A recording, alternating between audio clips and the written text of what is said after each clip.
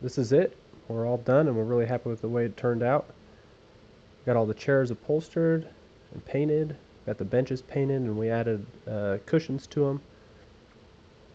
So decided to go with painting the center beam to tie everything together, tie the tables and the chairs together. The green, wife's color, and that's kind of a theme around the house. So that ties into the rest of the house.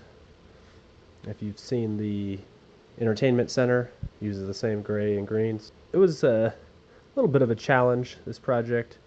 Took a few weekends, but definitely worth it. Definitely learned a lot. But overall, we think it turned out great, and we'll get lots of use out of it just in time for the holidays.